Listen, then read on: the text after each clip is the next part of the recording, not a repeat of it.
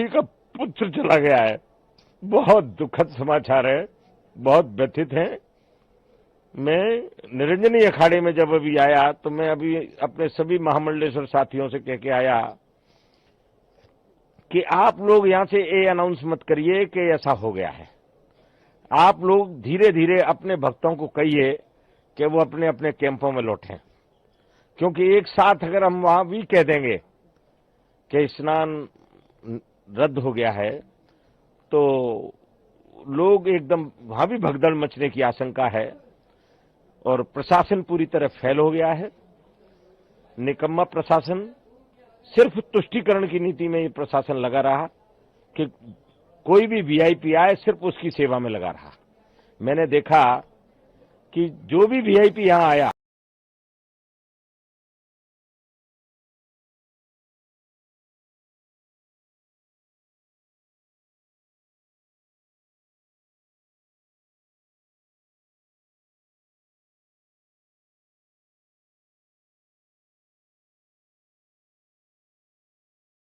बड़े दुख का समाचार है। बहुत ही अत्यंत क्षोभ हुआ है आज कि आज कुंभ को प्रशासनिक व्यवस्थाओं के द्वारा कलंकित होना पड़ा है।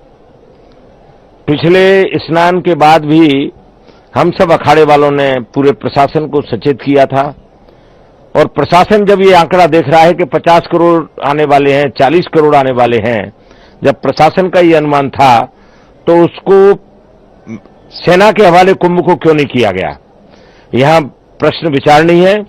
मैं उत्तर प्रदेश के चीफ सेक्रेटरी और उत्तर प्रदेश के जो डीजीपी लाइन ऑर्डर हैं, जो डीजीपी हैं, मैं इन लोगों को व्यक्तिगत हमेशा कहता रहा कि आप सेना को बुलवाइए और सेना को ये कुंभ हवाले कीजिए, क्योंकि इतनी जनता आने के बाद ये पुलिस प्रशासन के बस का काम नहीं है और उसका परिणाम है कि आज हमारे ऐसे ऐसे श्रद्धालु, किसी के बाप का बेटा चला गया है,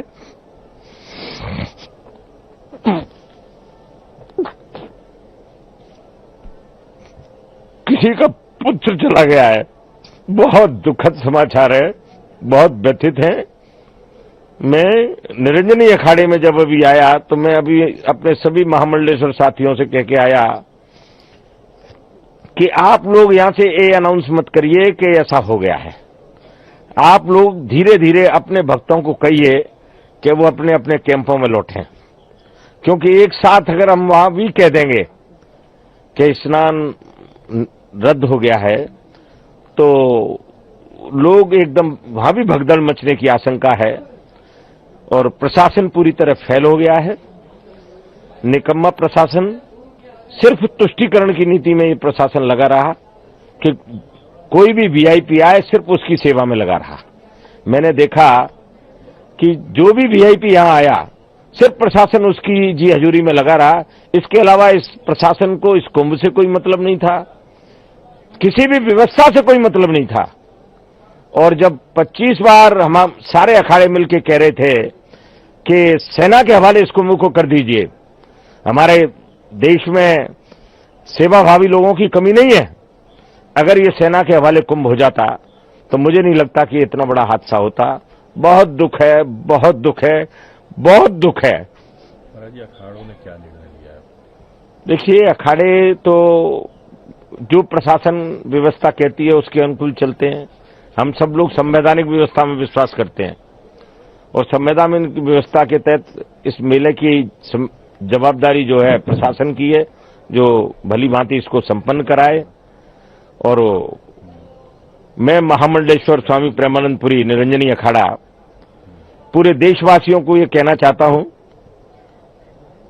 कि आप ये मत समझिए कि आगे जो स्नान है वो ठीक से नहीं होंगे।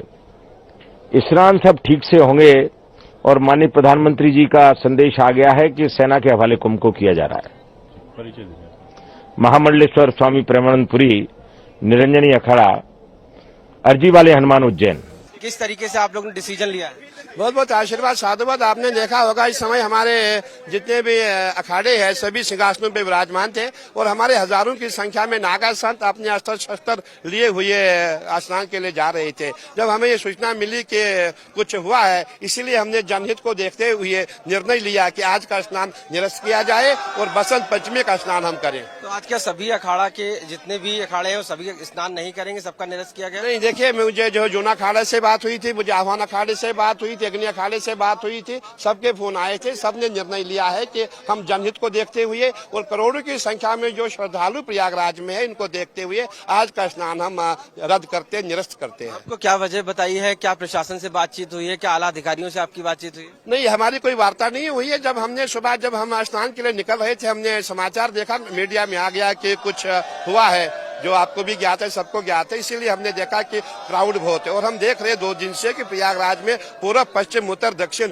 मैं समझता हूँ 12-13 करोड़ श्रद्धालु इस समय प्रयागराज में है। इतने बड़े श्रद्धालुओं पे कंट्रोल करना कोई छोटी बात नहीं है और हम सबका प्रयास है। जो भी जितनी हम साधु संत महात्मा अखाड़े हैं, हमारा प्रयास रहेगा। जो भी सहयोग चाहिए हम सहयोग के लिए तैयार है। हम लंगर आदि भंडारे के लिए आज से हम शुरू करेंगे। वैसे भी हमने शुरू कर रखे हुए थे, लेकिन हम यही कहेंगे कि जहाँ जहाँ आपको सरकार, जो हमारी पुलिस प्रशासन है, जहाँ जहाँ आपको घाट दिखाएगी वहाँ हम आप स्नान करें, ज्यादा भीड़ ना लगे। अधिकारियों से जो ऊपर बैठे हैं उनसे बातचीत हो पाई है कि क्यों इस स्नान को अभी तक स्थगित हम लोग कर रहे हैं या फिर किस तरीके से आगे की? नहीं, ये जो स्नान को निरस्त किया गया, हमने हमारा स्वयं का निर्णय है कि हमें इस समय देखना है कि प्रयागराज में क्या उचित है क्या अनुचित है। अगर हम स्नान को निकलते हैं, हमारे साथ हजारों की संख्या में भीड़ है, लाखों की संख्या में भीड़ है। जब हम स्नान को जाएंगे, जो दाएं बाएं लोग होंगे, जो भीड़ हमें देखती है, वो भी बैरिकेडिंग तोड़ के हमारी भीड़ में शामिल हो जाएगी। दोबारा ऐसा कुछ ना हो, इसीलिए हमने जनहित को देखते हुए निर्णय लिया हुआ। महाराज जी, स्नान बहुत महत्वपूर्ण माना जाता है, तो ऐसी स्थिति में अब क्या प्रावधान आगे है? देखिए, अब हम बसंत पंचमी का स्नान करेंगे। पहले हमने सबको देखना, सबकी सुरक्षा देखनी है। सुरक्षा सबसे पहले जरूरी है और हम बसंत पंचमी का स्नान करेंगे। दुर्घटना के बारे में सूचना मिली, कितने लोगों से घायल हैं या कितने लोगों को अभी तक पुष्टि है? देखिए, अभी पूरी पुष्टि अभी नहीं मिली है, अभी कुछ देर में मिल जाएगी ऐसा लग रहा है। लेकिन आज का हम मान के चले, जो भी अखाड़ा है सभी से ये निर्देश है कि एक तरीके से वो स्नान नहीं करेंगे। बिल्कुल ऐसा ही है कि जितने भी हम अखाड़े हैं और मेरी सबसे जो हमारे शैव संप्रदाय के अखाड़े हैं, सबने कहा है कि आज स्नान नहीं करेंगे, क्योंकि हमने देखना है इतना श्रद्धालु यहाँ प्रयागराज में है, इसलिए उचित नहीं है। हम बसंत पंचमी का स्नान करेंगे। धन्यवाद। महा स्नान का इस शुभ अवसर पर मुझे यहाँ गुरु स्वामी अवधेशानंद जी के साथ स्नान करने का अवसर मिला।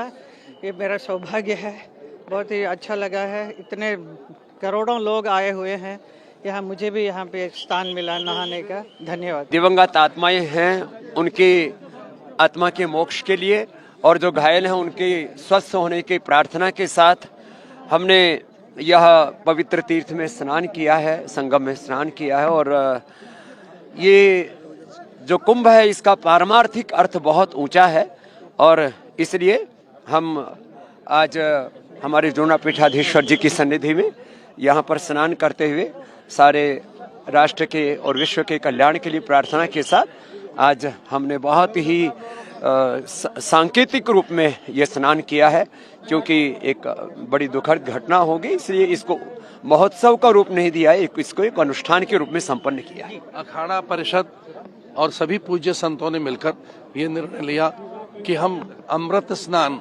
जिसे पहले शाही स्नान कहते थे, उसकी शोभा यात्राएं नहीं निकालेंगे। हमने इस प्रकार का निर्णय लिया कि किसी प्रकार का बैंड बाजा और मंगल घोष करते हुए हम नहीं जाएंगे और हमने सभी ने ये निश्चय किया कि जहाँ गंगा के तट पर हम स्वतः स्वतंत्र स्नान करेंगे, तो आज हमने शोभा यात्रा अथवा अमृत स्नान की यात्रा भी स्थगित की है। उनके लिए जो पीड़ित हैं, उन घायलों के लिए और हमारी सहानुभूति है उनके साथ। सशक्त बने मेरा देश, समर्थ बने मेरा देश, इसके लिए भारत की कालजयी सनातन संस्कृति के ये मुख्य स्नान पर मैं सभी के लिए मंगल कामनाएं करता हूं। और किसी भी तरह से लोग अभी भी व्यथित ना हो, अनुशासित रहें और जब सब सेल्फ डिसिप्लिन में, आत्म अनुशासन में रहेंगे तो आगे से भी हम इस प्रकार की अनहोनियों को टाल सकेंगे। इसलिए सावधानी पूर्वक, सजगता पूर्वक, जागरूकता पूर्वक, श्रद्धा में भी, भक्ति में भी हम किसी भी प्रकार के अतिरेक में ना रहें, बस इतना सबसे आह्वान।